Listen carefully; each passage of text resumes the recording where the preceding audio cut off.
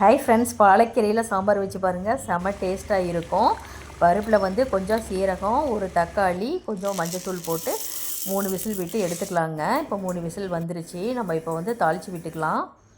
இந்த சாம்பார் வந்து மண் சட்டியில் தாங்க வைக்க போகிறேன். அப்போ தான் வந்து நல்லா வந்து டேஸ்ட்டாக இருக்கும். இப்போ சட்டி காஞ்சிருச்சிங்க.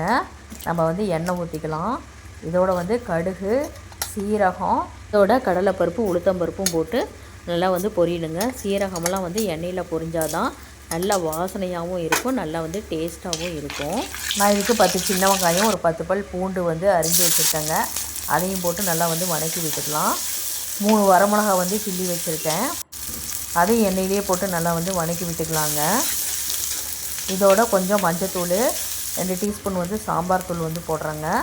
ஒரு தக்காளி வந்து கட் பண்ணி போட்டுக்கலாம். தேவையான அளவு வந்து உப்பு போட்டுக்கலாங்க. இப்போ வந்து நம்ம கட் பண்ணி வச்சோம் இல்லைங்களா, அந்த கீரையை போட்டு நல்லா வந்து கிளறி விட்டுக்கலாங்க. பாருங்கள் எவ்வளோ கீரை போட்டோம், எவ்வளோ வந்து அப்படியே சுண்டி கம்மியாக வந்துருச்சு. கொஞ்சம் சீரகத்தூள் வந்து இதோட சேர்த்தோன்னா நல்லா வந்து வாசனையாக இருக்கும். இப்போ கீரையெல்லாம் வந்து நல்லா வந்ததுக்கப்புறம் நம்ம வேக வச்சோம் இல்லைங்களா, அந்த பருப்பை எடுத்து ஊற்றிக்கலாம். பருப்பெல்லாம் ஊற்றிட்டு கொஞ்ச நேரம் மூடி போட்டு வேக விடலாங்க. அப்போ தான் வந்து இந்த கீரை பருப்பெல்லாம் நல்லா வந்து வெந்து வருங்க. இப்போது பாலக்கீரை சாம்பார் ரெடி ஆயிடுச்சிங்க. கண்டிப்பாக ட்ரை பண்ணி பாருங்கள். எங்கள் சேனல் உங்களுக்கு பிடிச்சிருந்தால் லைக் பண்ணுங்கள், ஷேர் பண்ணுங்கள், சப்ஸ்கிரைப் பண்ணுங்கள். Thank you friends.